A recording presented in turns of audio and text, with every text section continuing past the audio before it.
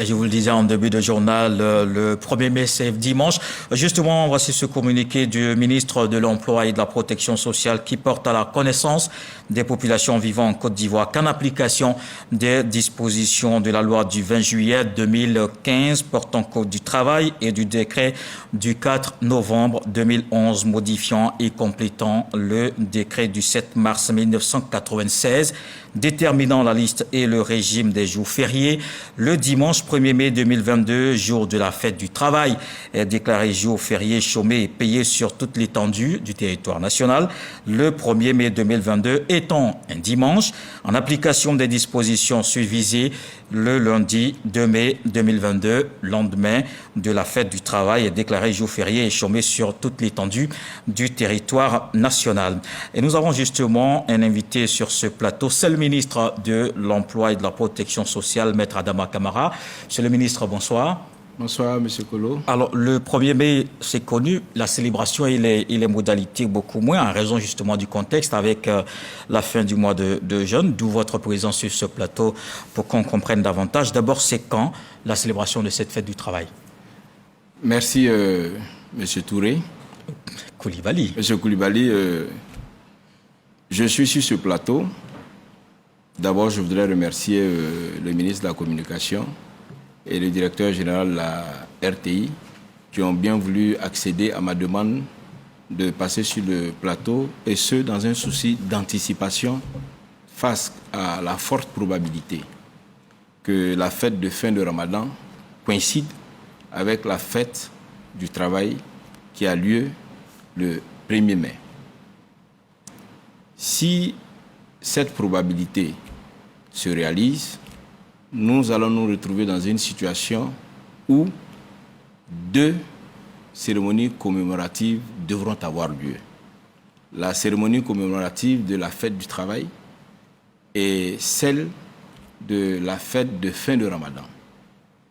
La fête de fin de Ramadan, qui est une fête familiale et une fête communautaire, mobilise les musulmans à y aller à la mosquée. Et après la mosquée, ils doivent faire des visites de famille, de sorte que ce serait quasiment intenable que les 2 fêtes soient commémorées dans leur activité le même jour.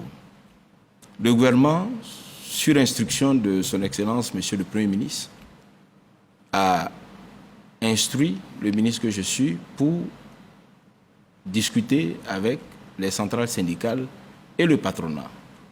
Des discussions que j'ai eues avec les centrales syndicales et le patronat, ils ont décidé d'avoir une attitude citoyenne en raison de la laïcité de l'État.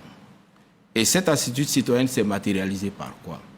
Ils ont accepté, si la fête de fin du Ramadan coïncide avec la fête du travail, ils consentent, c'est-à-dire le dimanche, ils consentent à ce que les activités commémoratives de la fête du travail soient reportées le lundi dans l'après-midi.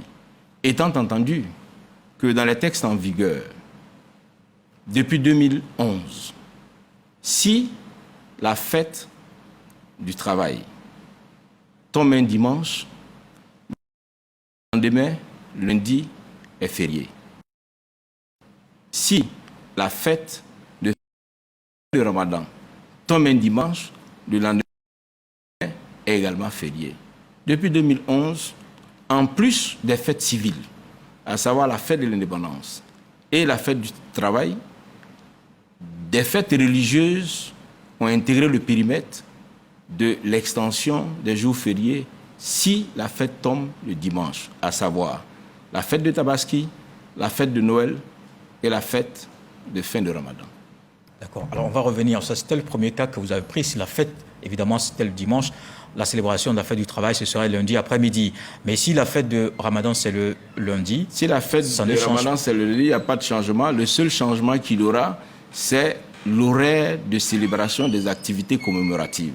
Au lieu du matin, les activités commémoratives auront lieu le lundi dans l'après-midi à partir de 15h dans les jardins de la primature. D'accord. Alors, il faut noter également qu'il y a deux types de régimes, donc des jours fériés. Il y a des jours fériés chômés et payés, et il y a des jours fériés simples. Alors, pourquoi il y a cette différenciation? Le Code du travail a prévu 2 jours fériés chômés payés. Vous avez la fête de l'indépendance et la fête du 1er mai. Les autres jours qui sont fériés chômés sont la conséquence de ce que certains fêtes, comme je l'ai indiqué, les fêtes civiles et les fêtes religieuses qui tombent un dimanche, et le lundi est férié chômé et non payé. D'accord. Alors, et ici, dans le cas présent, la fête de Ramadan, c'est le lundi. Est-ce que le mardi est férié? Non, le mardi est un jour ouvrable. Et tous, nous devons nous rendre au travail le mardi parce que le mardi n'est pas férié. Encore moins chômé. D'accord. Merci, Monsieur le ministre. Alors, on va peut-être revenir sur les différents cas de figure pour qu'on comprenne bien où pour lesquels le lundi est férié quand la fête, c'est le dimanche. C'est quel genre de fête exactement? Il y a 2 fêtes civiles qui sont concernées. La fête de l'indépendance et la fête du travail. Depuis 2011, 3 fêtes religieuses sont concernées. C'est la fête de Tabaski, la fête de Noël et la fête de fin de Ramadan. D'accord. Merci. C'est moi qui vous remercie. Merci, Monsieur le ministre, pour toutes ces explications. On a bien compris. Je rappelle que nous recevions le ministre de l'Emploi et de la Protection sociale, Maître Adama Camara.